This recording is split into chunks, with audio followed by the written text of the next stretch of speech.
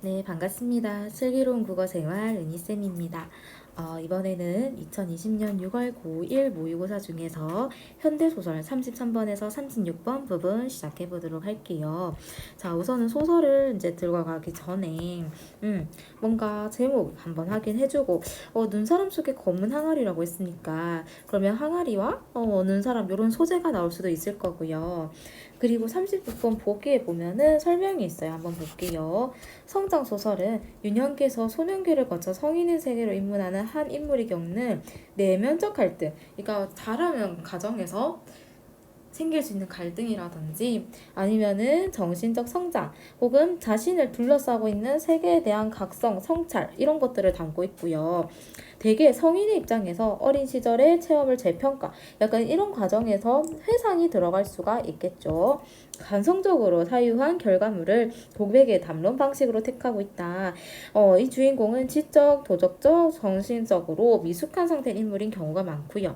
소설에서 내적 시간이 유년기 시의 시간대에 비해서 실제적인 창작은 성인의 세계에 이루어지기 때문에 구별돼서 제시된다라는 특징이 있다. 그러면 일단은 이 소설은 성장 소설이구나 라는 걸 보고 하면 좋을 것 같고요.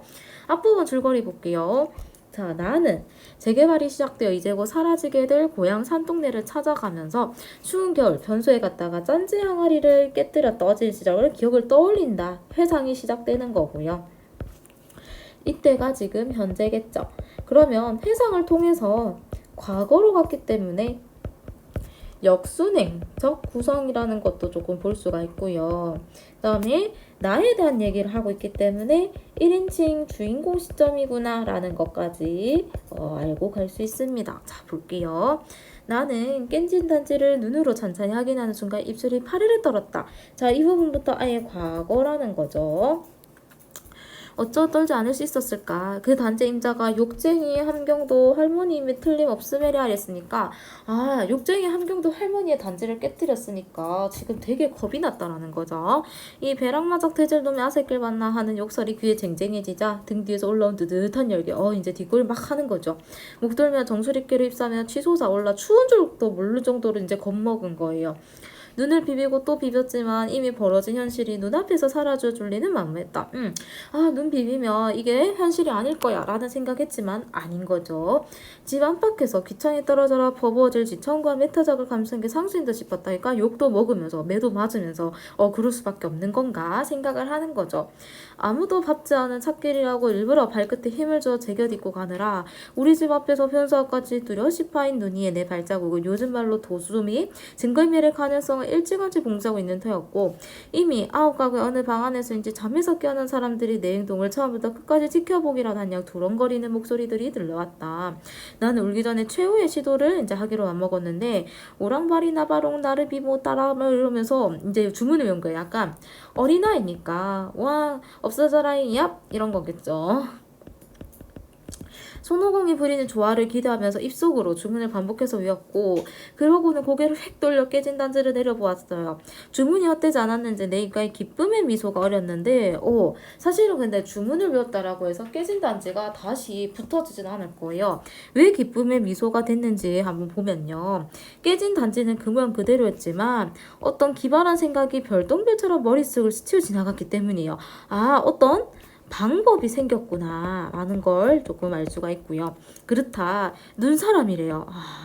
나는 가슴이 터질 듯 기뻐 하늘을 향해 두 팔을 쫙 벌렸어요. 일단 이 아침만큼은 별일 없이 맞이할 수 있겠지. 그쵸? 눈사람으로 이제 깨진 단지를 이제 감싸는 거죠. 그러면 적어도 아침이 됐을 때는 모를 거다 이거겠죠. 나는 장갑도 끼지 않은 손으로 서둘러 주위의 눈을 긁어모기 시작했다. 마침 찰기가 좋은 눈이어서 손이 한번 닿을 때마다 흙알갱이가 알라리 박힌 눈덩이들이 붙여 올라왔다.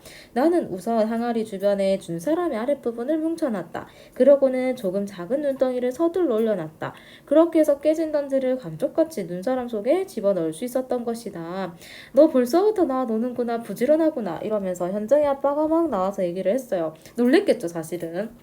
변수에 가려고 내복 바람으로 이제 나온 거고요. 방학 속조로 낼 일기를 쓰는데요. 눈사람 굴리기라도 해서 적어 놓으려고요. 앞으로 날이 따뜻해서 눈사람을 만들려고 해도 그러지 못할 거예요. 이것도 금세 녹을걸요. 이렇게 말을 했어요. 중력 부분의 줄거리 보니까 자, 쩐장아리 깼어요. 깨진 단지 흔적을 치웠고요. 근데 혼낼 것을 두려워해가지고 가출을 한 다음에 여러 곳을 막 방황하다가 결국 집으로 돌아온 거죠. 그러고 어느덧 해질려 이미 비밀이 다 까발라졌을 아웃가고 집으로 돌아갔어요. 대문간 앞에서 나는 심호흡을 몇 번이고 했다. 엄마한테 연단 집게로 맞으면 안 되는데 싶은 생각뿐이었는데 하지만 내가 대문간 앞을 지르는 시궁창을 가로지른 돌다리를 건너갔지만 아무도 나를 보고 아는 체 하는 사람이 없었고요. 내게 일제 안 됐다는 시선을 던지며 몰려들어야 할 사람들이 평소와 다름없이 냄비를 들고 왔다 갔다 했고 문짝에 기대 입을 가리고 있었으며 수도가에 몰려나 쌀을 일며 쌀을 막 씻으면서 화기애애하게 얘기를 나누고 있었대요. 약간 아무렇지 않게 있었다는 거죠. 그냥 평범한 일상. 자, 해서 심지어 수도가에서 시래기를 다듬다 마주친 엄마도 너 점심 굶고 어디 갔다 왔니? 하는 지청구조차 내리지 않았대요. 막 뭐라 하지도 않았다는 거죠. 나는 오히려 혼돈스러웠어요. 혼났어야 되는데 그 상황 분명히 알고 있을 텐데 왜 이러지? 이런 느낌인 거죠. 사람들이 나를 더 곤혹스럽게 만들기 위해 일부러 짜고 그러는 것도 같았고 나는 얼른 눈사람을 천연저렇게 세워들었던 변소통을 봤는데 거기엔 아무것도 없었어요. 그러면 누군가가 치웠다라는 거죠. 알겠죠 그러면? 눈사람은 깨끗이 치워져 있었고 물론 흉측한 물고리를 드러내야 할 짠지도 눈에 띄지 않았어요. 도대체 무슨 일이 일어난 것일까? 나는 나를 둘러싼 세계가 너무도 낯설게 느껴졌어요. 그러니까 분명히 저거를 치웠다라는 거는 깨졌다라는 걸 알고 있다라는 건데 사람들이 너무 아무렇지 않게 행동을 하고 있었다라는 거죠. 자, 계속 볼게요. 내가 짐작하고 또 생각하고는 세계하고 실제 세계 사이는 이렇듯 머나먼 거리가 놓여 있었던 것이다. 그 거리감은 사실 세계는 나와는 상관없이 돌아간다는 깨달음. 그러므로 나는 결코 주변으로 둘러싸인 중심이 아니라 아스프리한 깨달음에 속한 것이었다. 더 이상 나를 상대하지도 혼내지도 않는 세계가 너무나 괴물스럽고 슬퍼서 신껏 눈물이라도 흘려 적성이 풀릴 듯 했다. 하긴 눈물 서너 방울 좀 짜내는 것은 일도 아니었으니까. 난 시래기 줄기가 매달린 처마 밑에 서서 몇 방울 떨고 소리 없이 막 울었어요. 차라리 그 깨진 단지라도 제자리를 지키고 있었다면 혼은 나더라도 이렇게 막 혼도 막 불안하지도 이렇게 안 했을 건데 하니까 뭘 잘했다고 소리 없이 눈물을 꼭꼭 짜니 정초부터 애밀 못 잡아먹어서 그러냐 넉살 좋게 단질 깨뜨려 눈 사람 속에 파면 어찌했다 이래서 엄마가 막 이걸 막 했어요. 뭐라 했죠. 웃음을 지었어요. 그 얼얼함이 내 균형 감각을 바로 잡아줬다. 차라리 요게 낫다 이거겠죠. 아주머니들의 웃음소리 사이에서 나는 울음을 딱 그쳤다. 그러고는 어른처럼 땅을 쿵쾅거리며 뛰쳐나와 이 골목 저 골목을 헤집으며 어딘가를 향해 가슴이 터져라고 마구 달리고 또 달렸다.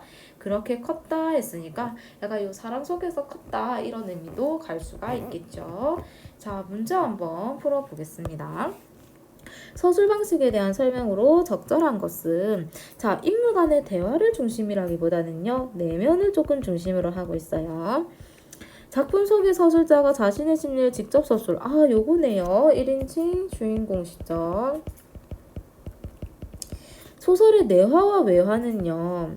액자식 구성인데 요거는 역순행적 구성이라서 요거라고도 조금 해서 보기 어렵고요. 긴장감 조성도 아닙니다. 주변 인물의 서술자 아니죠. 서술자가 작품 밖 아닙니다. 3인칭이죠. 4번은 1인칭 관찰자 설명입니다. 자, 그 다음에 34번 기억의 이유로 가장 적절한 것은 이라고 되어 있는데요. 이거예요. 소리 없이 울었다. 요거거든요. 자, 잘못을 용서해준 어른들에게 고마움을 느꼈기 때문이다. 자, 이때는 아직 용서의 존재 어땠는지 알 수 없어요. 오히려 불안할 뿐이죠. 쓸쓸한 분위기 아니고요.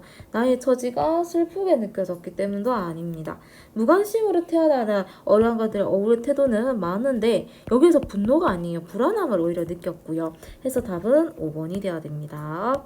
35번 윗글의 사건을 순서대로 정리한 도표다. 가다의 각 사건에 따른 나의 심리 상태로 가장 적절한 것은 자, 가가 욕쟁이 할머니 단지를 깨뜨리고 해결 방법을 모색한 거고, 나가 조각 숨기고 가출 간 거예요. 다가 가출을 돌아왔을 때 보면 되겠죠. 볼까요? 가가 단지를 깬 후 당황하지 않고 침착함을 유지하고 있다. 단지를 깨가지고 당황 많이 했어요. 보면요.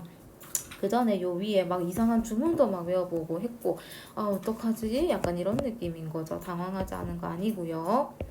주문을 외우는 위기 상황을 모면할 수 있다는 생각에 기뻐하고 있다. 자, 그죠? 기쁨에 미소가 어렸다라고 했거든요. 답은 2번이고요.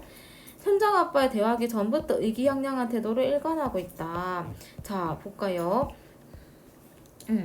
뭉쳐 올려놨고요. 어뢰 막 했는데 서둘러 올려놨어요. 현장의 아빠가 딱 대답을 했는데 그전에는 빨리 막 숨겨야 되는 약간 초조함? 그런 것들을 볼 수가 있고요. 가출을 돌아와서 깨끗해진 처진 마당 편안함 아니죠. 오히려 불안했어요. 볼을 비틀며 꾸짖는 엄마로 인해 심리적 위축이 아니라 차라리 안심을 했습니다. 안심을 했어요. 자, 그 다음에 36번 보겠습니다. 적절하지 않은 것은 자, 깨진 단지는 나에게 성장할 계기가 된다. 맞고요. 눈사람 속에 깨진 항아리 은폐하는 모습에서 내면적으로 갈등하느나 자, 여기서 내면 갈등, 내적 갈등은 볼 수 없어요. 왜냐하면 눈사람 속에 항아리를 은폐할 때 빨리 숨겨놓아야 돼 하면서 숨겨놓는 거거든요. 답은 2번이고요. 방학 숙제로 낼 일기니까 경험에서 그린 거고 나를 둘러싼 세계는 내가 각성하고 성찰하는 공간 여기서 말한 거 맞고요. 그렇게 컸다 했을 때 어린 시절을 떠올리고 있다라는 거를 알 수 있습니다. 나중에 성인이 돼서 이제 했다라고 볼 수 있죠. 네, 여기까지 현대소설이었습니다. 고생 많으셨습니다.